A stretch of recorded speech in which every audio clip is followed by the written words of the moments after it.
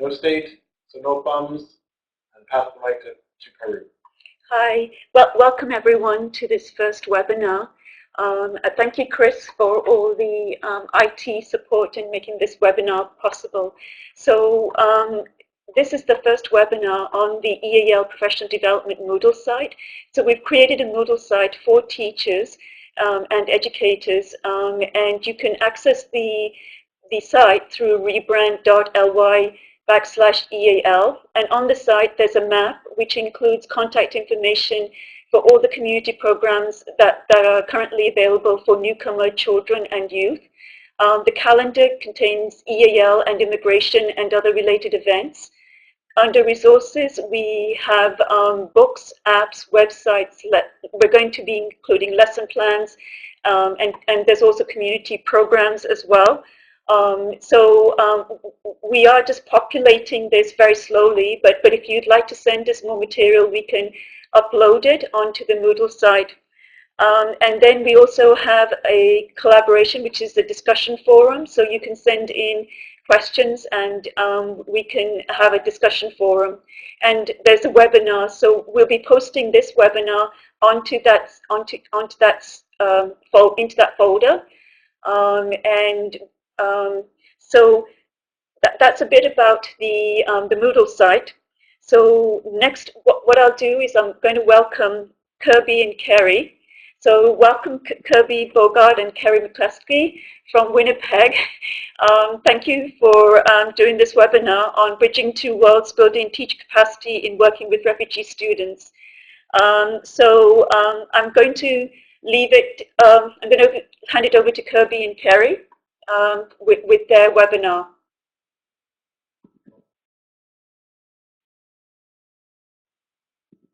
So just to get you to activate your mic, Kirby, so we can.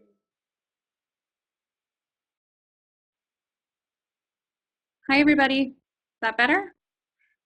My name is Kirby Borgard, and I have with me Kerry McCluskey, and we are going to be facilitating this webinar with you today. Just a couple of housekeeping points before we begin. So this presentation is a compilation of experience that Kerry and I have acquired over the years in working with newcomers, as well as through grounded research in the field of emerging practices when working with children impacted by trauma. In terms of the language and the focus, we will be talking about students specifically regarding refugee children and youth, because again, that's our area of expertise. With that being said, refugee children and youth are certainly not the only ones who have experienced trauma in our classrooms. Throughout the presentation, we might refer to students as children, and although the term child might be used, it refers to any student from elementary school up through the senior years. Lastly, webinars are a new platform for Kerry and I, so we thank you in advance for joining us for the next little bit. After the presentation, if you still have questions which were not answered, we will be providing our contact information on the screen and are open to follow-up questions or comments. So just a quick overview of our time today. We are hoping to talk about trauma and trauma-informed care. We will look at how to build capacity in newcomer students who have been impacted by trauma before moving into building culturally responsive spaces in classrooms, and we'll conclude with building teacher capacity in working with students who've been impacted by trauma. So children and young people are vulnerable to the impacts of trauma. Traditionally, it was thought that the earlier the child was, the less impact that the traumatic experience would have on them. In contrast, it's now been proven that since children are developing mentally, emotionally, and physically, traumatic exposure at a young age can severely impact an individual and physically alter their pathways in the brain. So as teachers, we need to understand how trauma impacts our students and build safe relationships, safe curriculum, and safe environments for these young students. There are several definitions for trauma, and so I just wanted to present one prepared by Substance Abuse and Mental Health Services Administration, which defines trauma as individual trauma results from an event, series of events, or set of circumstances that is experienced by an individual as physically or emotionally harmful or life-threatening, and that has lasting adverse effects on the individual's functioning and mental, physical, social, emotional, or spiritual well-being. So trauma is not the event itself, but the stressful response to an event that undermines an individual's ability to cope, and it can be so overwhelming that people become helpless and terrorized by that traumatic experience. It's also important to remember that there are different reactions from a traumatic experience, and so there are certain factors that can impact how one responds, and that would be things like age, the nature of the experience, the severity, frequency, duration, and children within the same family can react differently to the same traumatic experience. Trauma can have a debilitating effect on how people respond, function, and see themselves in the world because a traumatic experience challenges a person's sense of safety and understanding of themselves and the world. I just wanted to draw your attention to something that Dr. Jan Stewart and Dr. Lorna Martin came across, something called triple trauma effect. So it's important to know that when working with refugees, they incur trauma through the pre-migration and transmigration phase, but also trauma can manifest itself after resettling in Canada. And so that could be something as simple as entering the school system after being away for several years and trying to figure out that system. Experiencing racism, discrimination, or xenophobia in the school setting or in the greater community, feeling isolated, as well as general resettlement, so things like learning a new language, financial constraints, and problems with housing. So trauma impacts a student's academic behavior, their classroom behavior, as well as their ability to form relationships. So learning to read and write and take part in a discussion and solve math problems requires attention, organization, memory, and the ability to engage with others.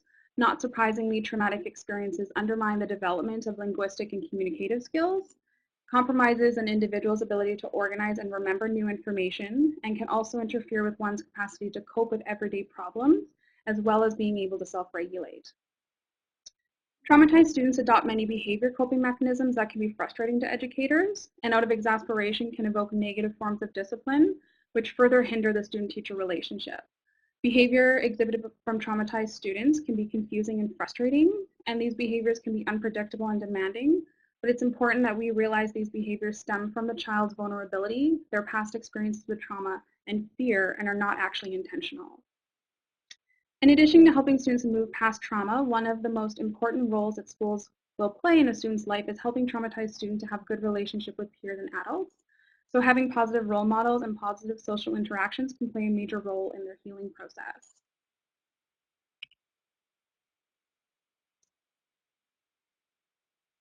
So it's important to understand how trauma impacts an individual's ability to self-regulate and ultimately function. So on your screen there is windows of tolerance. So if you focus on the yellow section, which is called the window of tolerance, this is where we want to live our life. Here we are calm and can cope with the challenges that life throws at us, in addition to receiving and processing new information.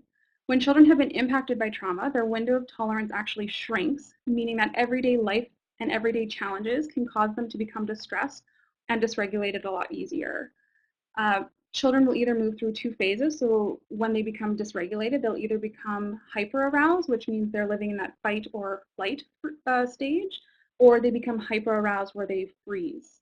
So our goal should be to help students build their window of tolerance by providing them with strategies for coping with these everyday challenges.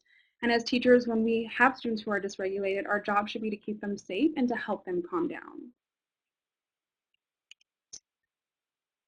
Just talking a little bit further about how trauma impacts academic performance, I'm going to look at 4 areas of how this impacts their learning. So traumatic experiences can disrupt the ability of students to learn, process verbal information, and use language as a vehicle for communication. When students enter the classroom dysregulated, they're unable to learn and process information because they are in survival mode or in fight, flight, or freeze. So when you have 2 children sitting beside each other in the same class, one who is inside their window of tolerance and one who is hyper aroused and outside of their window of tolerance, they will both hear the same lecture, but the process of intaking the information will be much, much different. In terms of organizing narrative material, trauma can hinder a child's ability to sequentially make sense of information, leading to difficulties in reading, writing, and communicating. Linear pragmatic thinking and organizing is best developed in environments that are calm, predictable, familiar, and structured with routines. So children who have been impacted by trauma lack this stable environment and are not able to develop this higher level thinking. So classrooms that are well structured, have orderly transitions and clear rules offer traumatized students assist in this area. As a result of anxiety, fear, being on the lookout for that potential threat means that children are not regulated and thus not able to focus in the classroom. Students who are on the lookout for that potential threat or students who disassociate find it difficult to keep up with classroom tasks because they're sidetracked by their need to be prepared and to protect themselves from a potential threat, and thus they're not readily paying attention to the task at hand. So it really is a domino effect. When their emotions and senses are heightened, they can become easily dysregulated and are not able to process information. Regulating emotions is one of the keys to success in the classroom, but also in life. So traumatized students experience fear, anxiety, helplessness, and anger, but their ability to identify and express those emotions are underdeveloped.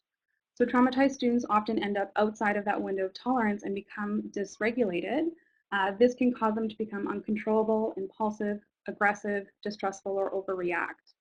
So teaching children coping strategies is one way to help students to self-regulate, because traumatized children often lack safe and appropriate coping mechanisms for dealing with their heightened emotions, hence the unfavorable behaviors that we might see in our students.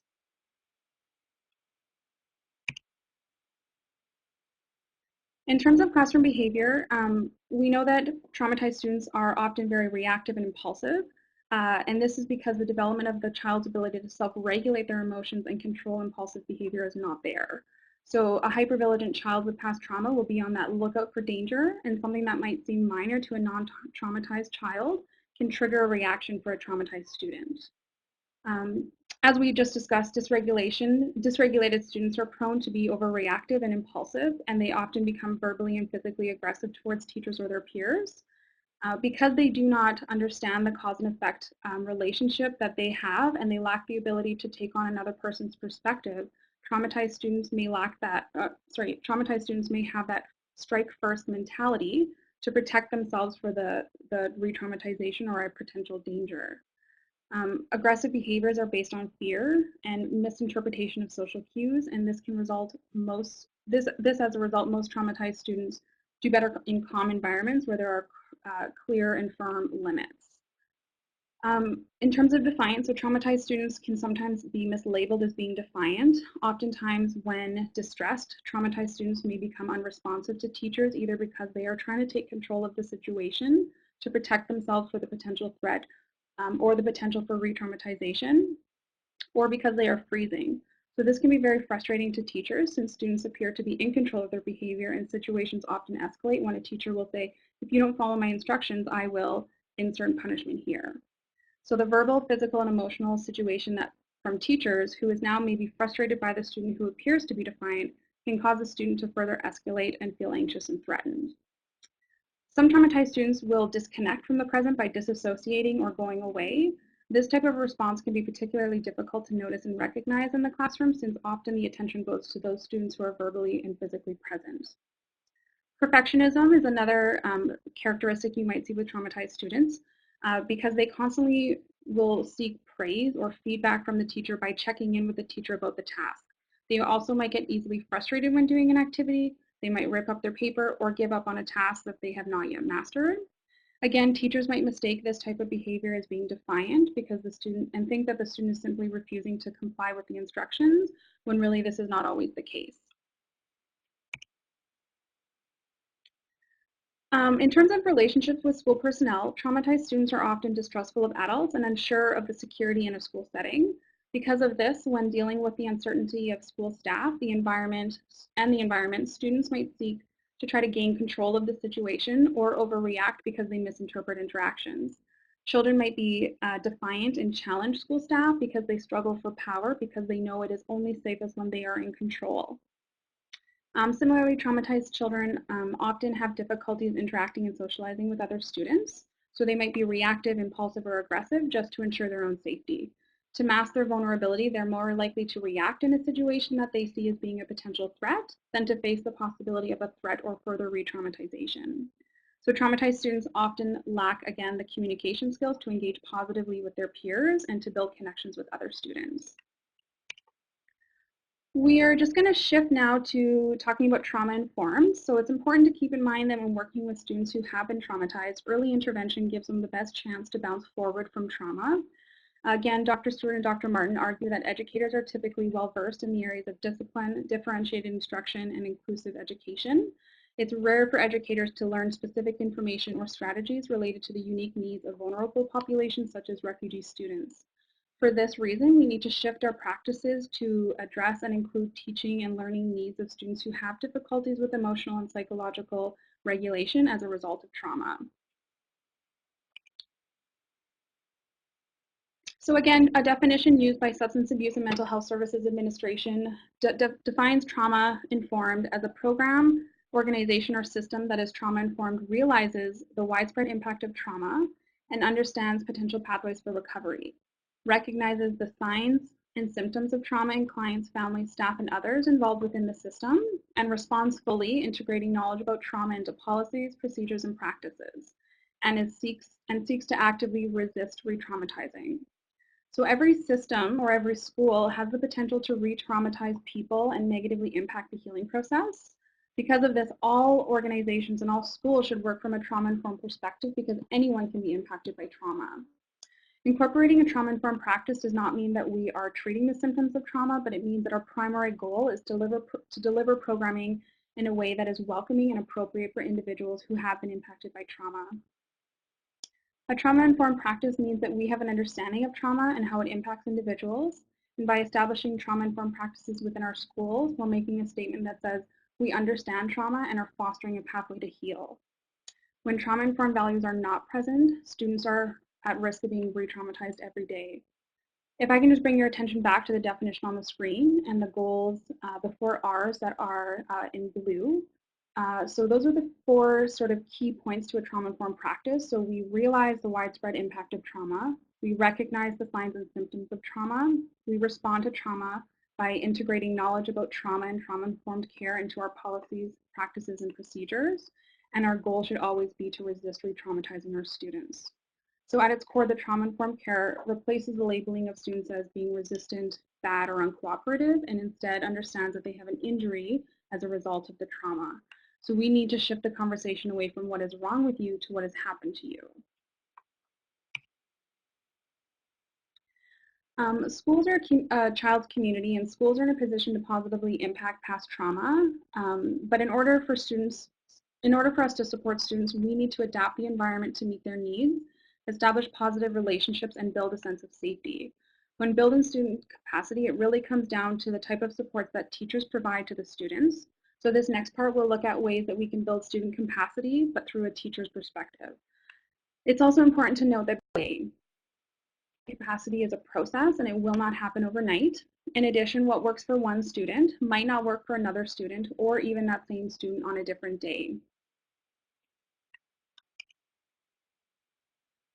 So understand the connection between behavior and emotion. So behavior is a form of communication, and students who have not developed effective ways to communicate their distress are likely to act out behaviorally.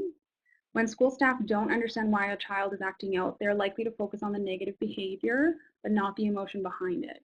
So a strategy would be to work from a trauma-informed practice can help school staff to understand the communication behind that behavior, so why that student is acting that way.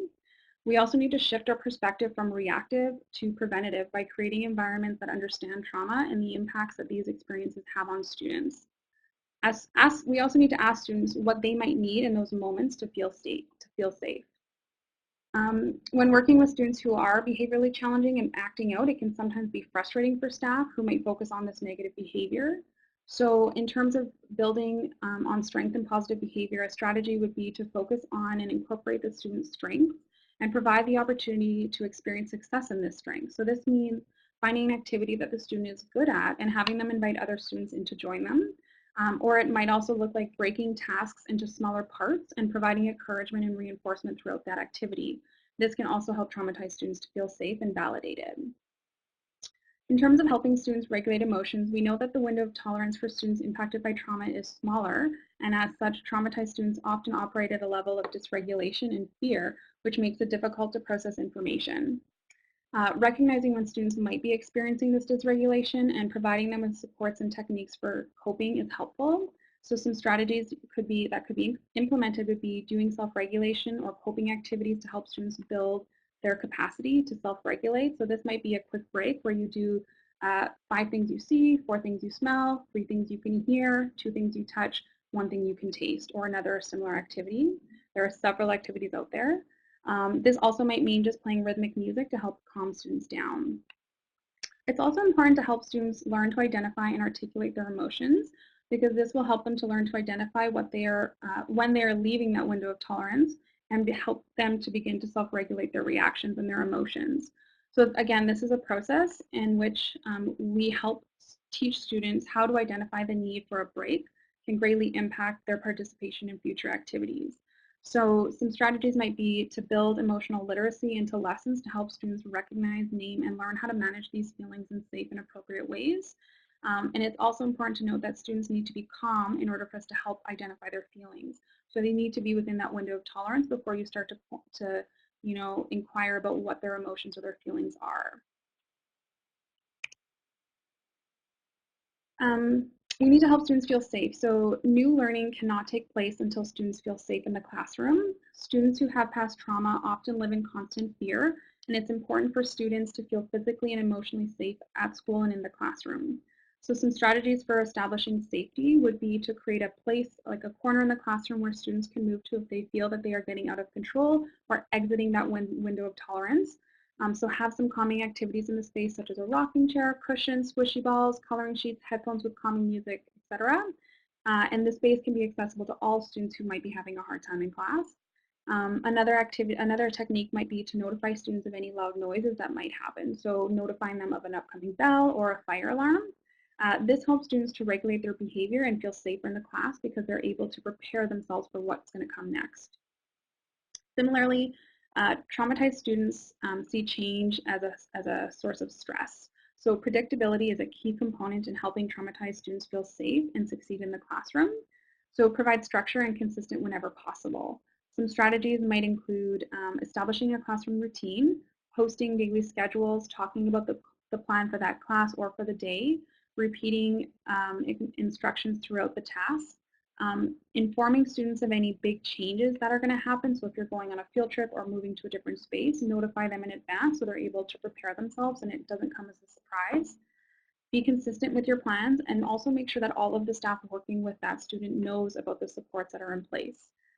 And I'm just going to highlight the importance of preparing for transitions. So transitions can be particularly difficult for students who have trauma. And this is because a student feels safe doing one activity. Moving through a transition to the next activity can be scary and involves a risk. Making an announcement of any upcoming transitions is helpful for students, again, to start to realize, okay, we're now going to make a shift to a new activity. Playing music is also helpful, or doing a quick activity beforehand to help calm students down. It's also creative activities such as drama, arts, theater, as well as physical activities like yoga, stretching, or taking a quick walk or movement-based activities have also been recognized to being very important activities to incorporate into daily activities that help traumatized students reduce their stress and hyperarousal. So some strategies might be to take a quick break and allow these activities to happen, especially the movement-based activities, which can help with self-regulation. So this might be walking like a crab or doing chair push-ups to help students. Giving choice and providing the opportunities for control. So we know that traumatized students will try to maintain control, which is sometimes contradictory to teacher direction. And this again is because traumatized students feel that they are safest when they are in control. So some strategies would be to give control by providing students with choices whenever possible. So for example, you can stand at your desk and work on the worksheet, or you can choose to sit. You can wear your jacket, or you can carry it home today. Providing choice allows the students the opportunity to feel that they are in control, but in a safe and structured way, as well as starting to learn about boundaries. In addition to providing choice, helping to build agency is an important way to cultivate a student's sense of control by creating structures that provide students with choices. So as a strategy, you could give students the opportunity for choice, which will help them feel in control in a safe way. And this will also help to make them feel empowered and build a sense of agency within themselves. We need to be flexible, so not every strategy will work for every student. If something is not working, change the strategy. Ultimately, for students to succeed, we need to provide a learning environment that best suits their needs, and that means being flexible. It's important that as staff, we are remaining calm in high stress situations because students feed off our hyperarousal. So you constantly need to be checking yourself when working with a traumatized student. It's important to not take things personally, to seek support from other staff, or to take team supports for higher needs students if you need to take a break. And also the importance of self-care, which I believe Carrie is going to touch upon later. Self-care is an important aspect at the best of times, but it's even more so important when you're working with high needs and traumatized students. Lastly, it's important to be hopeful. So the best plan to support high needs students impacted by trauma is to know and understand the impacts of trauma, understand that the behavior is a form of communication based on what the child needs, determine what the needs are for that child, and do your best to support the process from fear, anger, and dysregulation, and bridging them to safety, being calm and regulated. I'm now going to pass it over to Carrie, who will be discussing building cultural competency as well as building teacher capacity in students.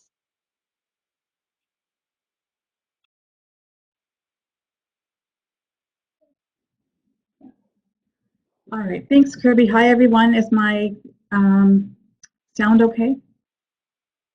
Good. Okay, excellent. So we're going to switch gears a little bit here as we talk about building culturally responsive spaces and also teacher capacity in students. And I'm going to look for a little audience participation in really focusing on some reflective and practices and strategy, resourcing. That's what we're going to do. So I just want to draw attention to the resource that we're going to be pulling from that Kirby's already mentioned a couple of times is Bridging Two Worlds. And I see my link has disappeared from the screen. There is a free PDF download of this resource available, and it is in our reference section. So please, and the lessons that we're using today have been modified a little bit, but I mean, that's kind of the idea, right, is that we get ideas and sparks that we can incorporate into our own practice and share. And what the whole team is really hoping for, including Dr. Stewart, is that this is a catalyst where we can all come together and continue to share ideas and support each other in this very important work that we're doing. So these are some of the areas that we're going to just touch on today. We don't have a lot of time, and each one of them could really be a presentation or a conversation in itself. I also want to acknowledge that normally talking about culturally responsive spaces, we would also be including things like gender and physical capabilities, but because our focus today is EAL, we will be focusing on our newcomer learners. All right.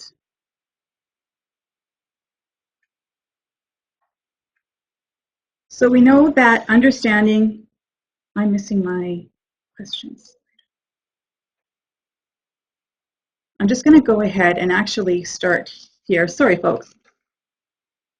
So these are just some questions to ask ourselves, and this isn't meant to be any kind of a judgment or assessment of anybody. They're simply just reflective questions to consider, and sometimes when we break it down, we start to see that, hey, you know what, I do a really good job of this, or I would like to do more of that, or how can I bring this into my classroom? How do I invite more community in to show representation of my students? How do I encourage sharing of values to address issues around misunderstanding or racism? How do I have representation in my room of all the students and the richness that is represented there? So just a little bit of food for thought on this one.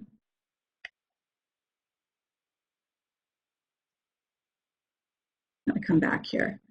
All right, so when we're building safe spaces for our students, we know that the more we understand our students and their experience, the more we're able to attend to their needs. And Kirby has spoken a lot to that in terms of the trauma. It really helps us be prepared to address barriers and challenges in terms of adapting materials or providing necessary or useful resources, but it also helps us build on strengths and resiliency. And I think if there's one thing we all understand as educators, is that the resiliency of children of all ages and adults is remarkable. So our first topic we're going to chat about a little bit today and reflect on is being aware of our own biases and values as educators. Regardless of who we are or where we come from, we're all influenced by the information we receive, the people we're surrounded by, and the communities that we live in. And sometimes, whether we realize it or not, those experiences can inform our practice and the way that we influence the space around us. As educators, we have a lot of control on the lives and environments of the students that we're with. So being aware sometimes of what that looks like can be helpful. And sometimes it's a really good thing because we're exposed to the diversity, so it's something that we use in our practice to inform our practice, but not always the case. So we're going to start with our first audience participation, and I'd like to invite you, and I'm hoping, I've got Chris on standby, so if I mess up this platform, he's going to help us out. So we're going to do a quick survey. It's 8 multiple choice questions. And I think it's starting. So if I can ask everyone to just, from your own experience, answer the questions on the board. And I was hoping Kirby and I were going to be able to participate too, but that doesn't work on our end. But I'll just share with you as you're doing this. I was reflecting on this on the way in, and although I work in very, very diverse environments and I'm surrounded by all different kinds of people, it occurred to me that a lot of the decision-making people, are predominantly Canadian. So that definitely can influence some of what's happening in my world and what programming looks like. I am very fortunate as well to have a lot of very responsive and sensitive and empathic people around that do take culture into consideration when they are planning and trying to meet the needs of everybody. So it's just, again, these are just things to reflect on. It's not meant to be any kind of a judgment or a challenge to anybody. It's just a chance to think about kind of our community and what that looks like.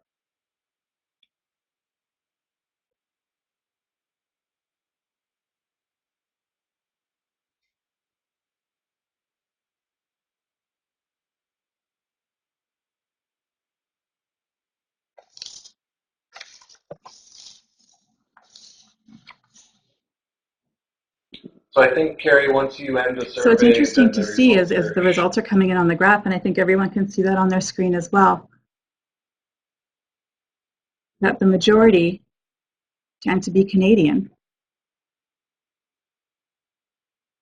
So this also plays, as we're going to talk about into just a minute, is the representation that our students see in the classroom and how they might interpret that in terms of their learning or what they see for themselves in the future. And like I said, sometimes that influences, well, decisions that are being made or just, you know, things that we don't pay attention to because it's not been on our radar.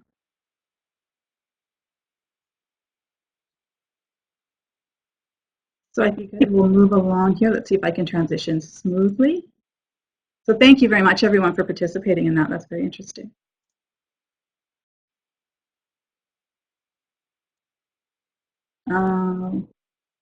Sorry, technical difficulty here.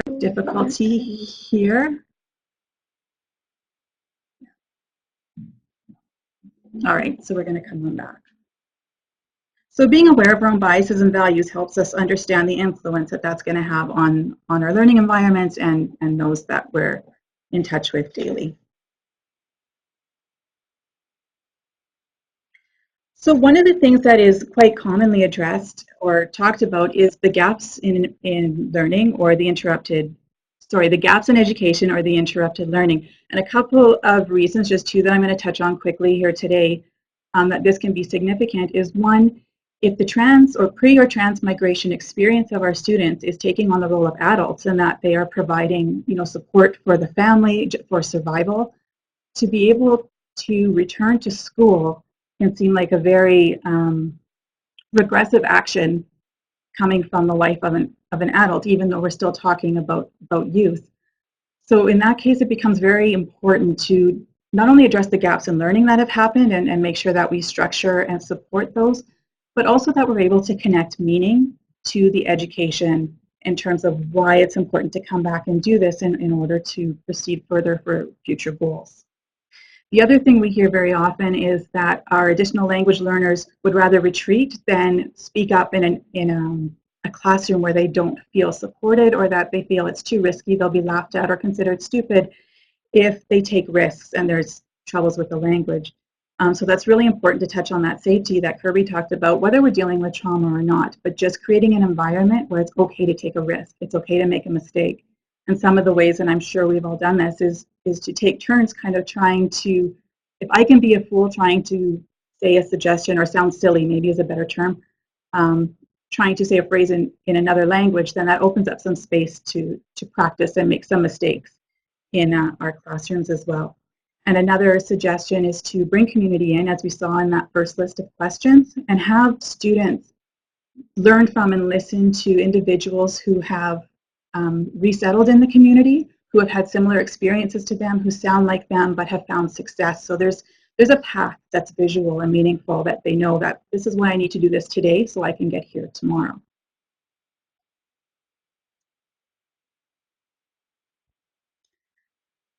So another really important area is the equity, and this is to be differentiated from equality in that we're not talking about everything needing to be the same for every student, but what we want is the end result in that everyone has equal access to the opportunities that they desire.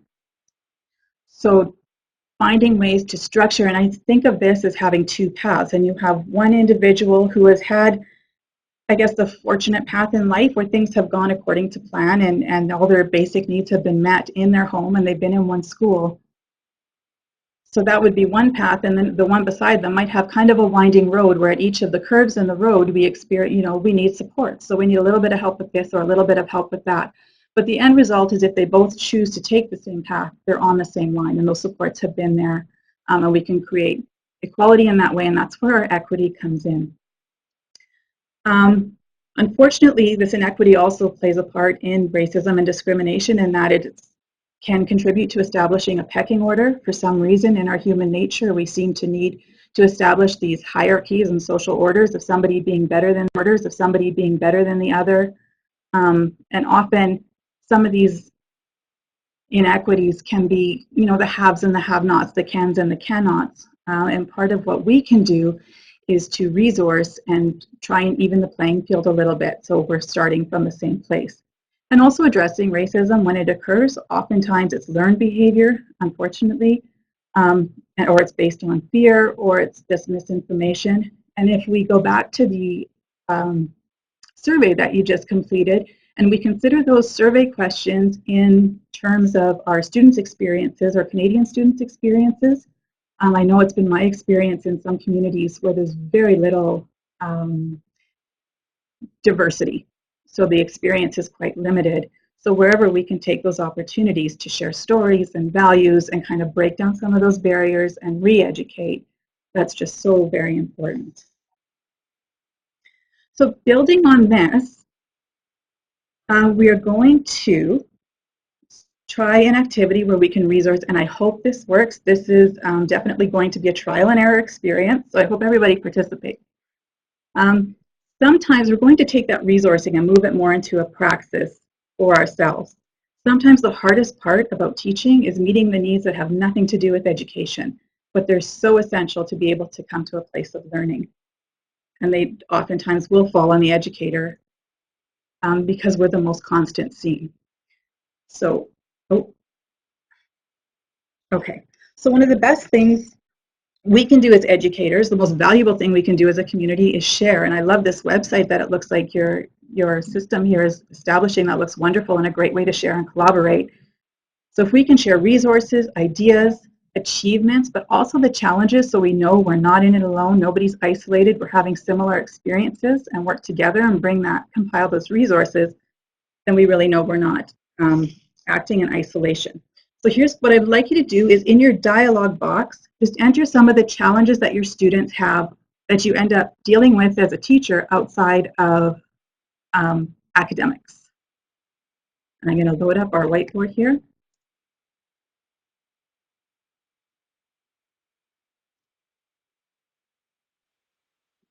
So if we get a couple items that come up, I'm going to fill them into our ginger person.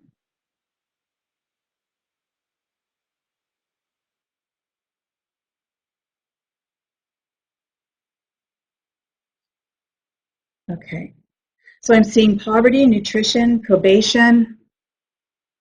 Can we expand on the poverty a little bit and just break that down into a couple of specifics? Aggression, okay. So let's see if I can use this platform. So I'm hoping what you're seeing on your screen is I'm starting to enter, oh, I can't move it. So that's supposed to be up here in this headpiece. Food,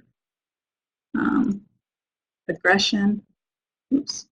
I'm going to grab, and if time allows, we'll get into a couple. Oh, I can't seem to get it in the spots, but that's okay. You get the idea.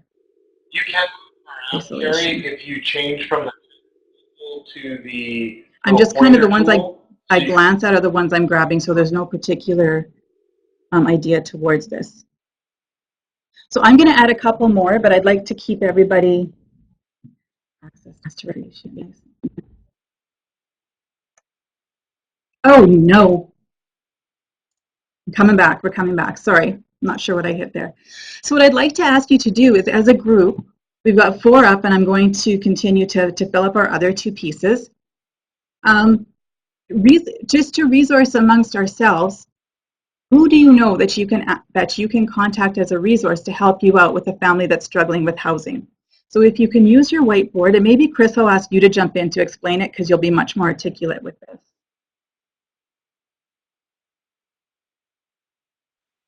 Yeah, and I think Carrie's got her sound down right now, and that's why she hasn't been able to hear what I've been trying to add in. And I just okay, I see it's hard to see, so I'm gonna try and change. I'm not sure how to do this. Okay, I'm gonna try and type them in. So in the headpiece here, oh, there we go. Okay, so this one's housing. So if you're aware of resources that can help with housing, then please enter them in your own text around, and I believe it will tag you as you try to write it in. Kirby's image here, I seem to be. Okay.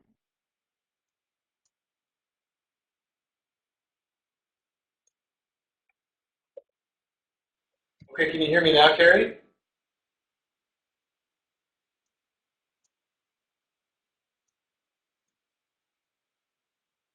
Can you hear me now, Carrie? Hello, check, check. Thank you.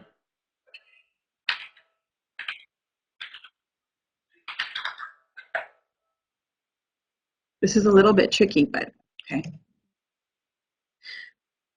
So right on the whiteboard, if you can use your text icon to enter some resources, that would be great. I'm going to take some of these suggestions that are in the dialog box and add them as well. And actually, maybe Kirby, I'll ask you to jump in too. And as we see them, we'll try and get them out there. Local shelters, nice. Housing authority, excellent. What are we missing here? There was, oh, yeah. Anywhere around, like kind of the space that they're at there. And this activity was actually designed, if you were to find it in the book, it was more to try to demonstrate to teachers how difficult it is to access services. So we're just tweaking it a little. Oh, no. We're just tweaking it. Oh, maybe you can't fit at the same time. Okay. We're just tweaking it a little bit to be more of a brainstorming and resourcing idea. Housing first, nice. Just want to try and go back and pull up one more.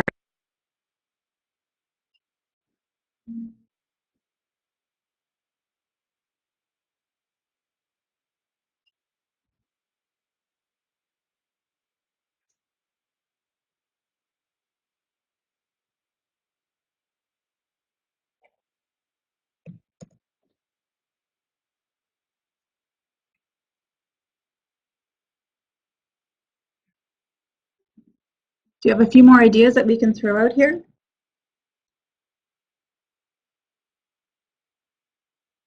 Any of the parts or any of the concerns that we come across? Yeah, that was supposed to be part of this one here. Rima, can I get you to explain, just because we're coming from a different province here, what HRM community services, is that like a settlement services or community access?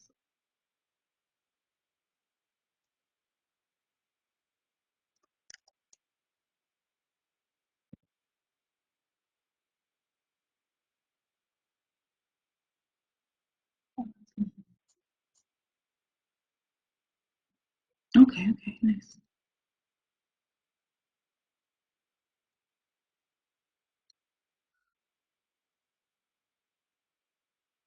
So they were added in here. Oops.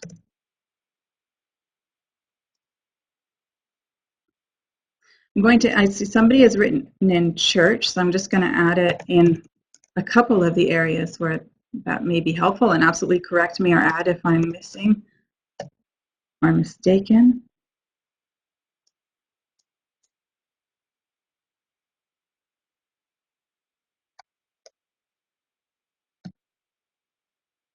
This is a little trickier than it feels. Food banks, we have food bank up here. Yep. Family services, options to anger, is that a a program that teachers can facilitate, or is that something that, is that like an accessible program?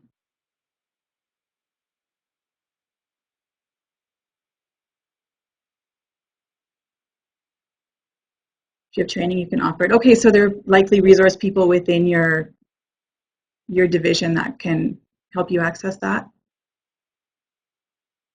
Provincial Government Community Services.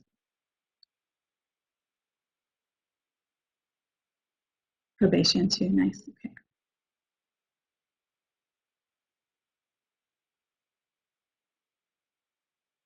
Okay, so we start to see kind of as this fills that we can continue with this, and I'm going to leave it up for just a second here because I think some more ideas may come.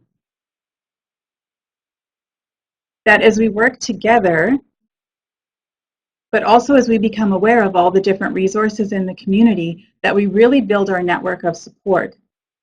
So we are no longer responsible for all of these different avenues, but we can bring in all these different, be able to help provide the services we need and meet the needs of our students as well as the families. Because we, of course, aren't always just working with students, but we're also, the whole family really becomes part of our care in our community at school. School guidance counselor, excellent. And I saw social work, and I'm not sure, likely school social workers as well as community social workers. YMCA school settlement, that's excellent.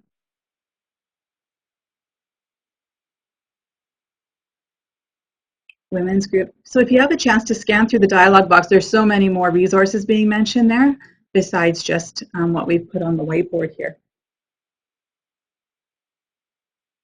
And I moved everything out of the way trying to do that. All right, they're still coming, and I hate to turn this off. Please keep entering your ideas and resources in the dialogue box. I don't think we should shut that down, but I'm just going to carry on here just in the interest of time because this next piece I think is so critically important. Now let's see again if I can transition right to the beginning. Okay, 1 second here.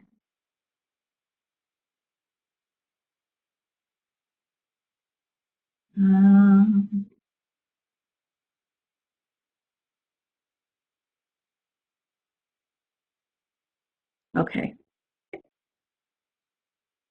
So coming back now to our building teacher capacity, it was really difficult to think in such a short time of what, where the focus should be and what pieces to attempt. Well, that's excellent, Chris, thank you. We are hearing a lot here in Manitoba specifically, I don't know if it's your experience as well, about compassion fatigue and vicarious trauma. And so I think that's the reason for choosing this, is I think it's a prevalent concern, and that we really need to kind of pay attention to compassion fatigue, to vicarious trauma, to the risk of burnout in doing the work, especially with vulnerable populations where we tend to give of ourselves to the point that we really compromise ourselves and our own health. So we're going to focus for a few minutes on just you. So you as a service provider, as the teacher, as the supporter, as the mentor, as the role model, what does it look like for you to be in these positions? And we want to always acknowledge and remind ourselves that feeling tired or fatigued or having this work affect us does not make us any less effective or competent. It makes us human. And it makes, if anything, it kind of represents the empathy, compassion, and caring that we're offering up so much of ourselves that it's, it's affecting us. So we want to be aware of what some of these signs and symptoms and triggers are. If you find yourself, not being able to sleep at night or having nightmares, having pieces of your students' stories that stick with you, that affect kind of how you're beginning to see reality. If you're losing passion for things that you used to find really enjoyable, your relationships are being affected. All of these things are components of compassion fatigue and or vicarious trauma, and that doesn't necessarily mean that you're experiencing burnout, but it does definitely put you at risk, and that is so important to be paying attention to ourselves and what our needs are. And it's so hard to put forward. It's a big game to talk, and it seems to be becoming very trendy to talk about self-care and looking after ourselves. It's not necessarily something that we do, and I'm as guilty as anybody, that I have really good ideas, I have the right responses, making the time for it to happen isn't the case, because there's one more project that, yeah, I can make time for, or one of my own children needs something, so I'll be there in half an hour, whatever that might look like. So we really, really want to encourage everyone to engage in sustainable practice of self-care. So not talking about indulgences where we, okay, treats are okay, but we're not talking about the indulgences where we go on a spending spree that's going to cause harm later, or we do, harm to ourselves, whether it's through coping with drugs or alcohol or food or whatever the case may be, but focusing on our physical health, getting enough sleep, getting enough rest, proper nutrition, getting active, finding times to move, which can be extremely difficult, especially in education, seems to be one of those fields where we don't get a whole lot of time to move during the day, or when we do, it's just to meet another need. Our own emotional health, our mental health, our spiritual well-being, as well as our relational health and our relationships with those around us. When everything we do involves us giving, whether it's at home, in the community, or at school, we really throw that balance off where we're always on and something's always being kind of taken from us. And that sounds worse than I mean it to. But we want to make sure that we're participating in relationships where we're also receiving a little bit of nourishment in terms of just that enjoyable time and space and community. So I think with that, we will open it up to any questions that you might have.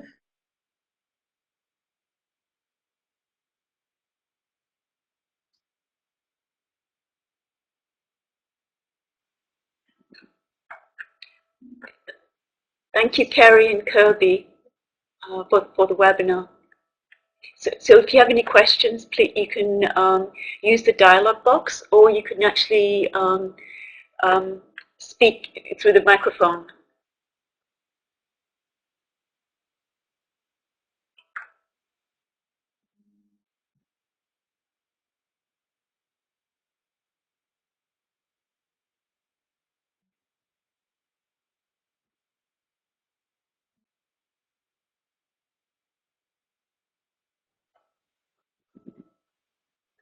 So I just wanted to let everybody know I've always, there's a question. Yeah, you can answer that, actually. So the presentation is Chris has already posted the presentation under resources of the Moodle site. Sorry, not the presentation, the PDF of the text. Yeah, okay. We will post it onto the Moodle site as well, the PDF. So just as Carrie and Kirby were talking about the PDF, the book that Kirby's holding there, the PDF, it is available on the Moodle website at rebrand.ly/DAL. And if Carrie and Kirby give us their permission to put their presentation up on our website as well after we are finished here, we'll talk to them about that today. It will also be posted up if available. And I see Carrie has added a link directly to that PDF as well, where you housed it.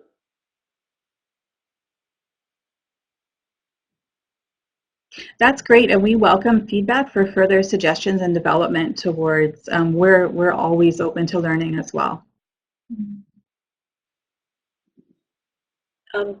The Two Bridges is a good book. I've gone through it. There's some great activities for teachers, so it's a really useful, practical book. Maybe what we'll do is wrap things up. So, oh yes, and that's Dr. Jan Stewart's first book. Kirby, did you want to show it?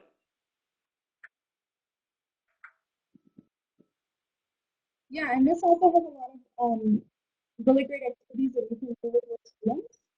In addition to having refugees in Canada. We can't really hear you, Kirby, because I think the book is in front of your microphone. So if you want to let us know after, maybe put the book down and tell us again, because we can't quite hear your voice.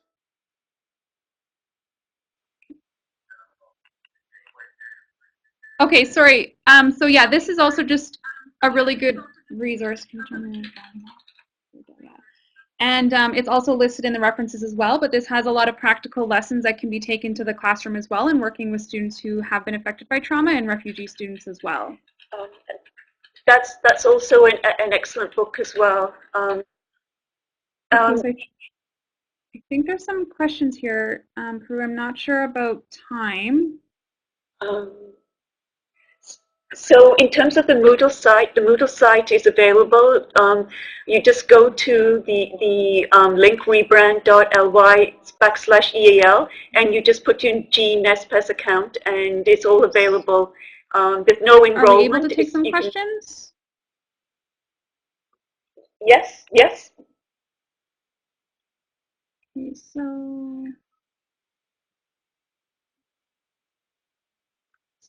we're just trying to navigate the discussion box.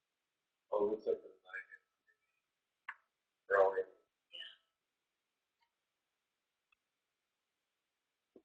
Do you answer that question? Mm-hmm. I'm just trying to confirm. So Carrie's just typing a question in regards to the mental health to clarify a little bit about that.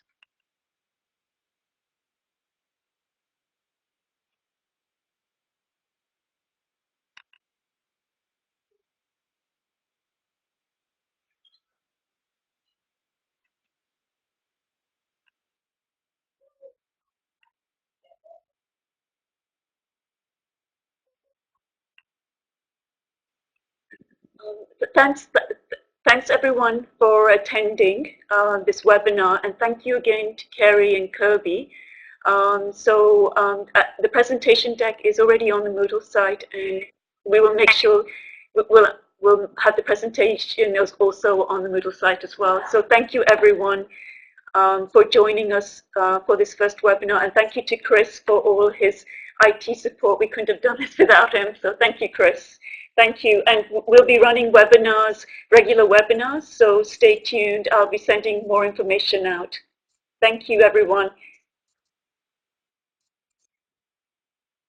Thanks very much, everyone. Bye.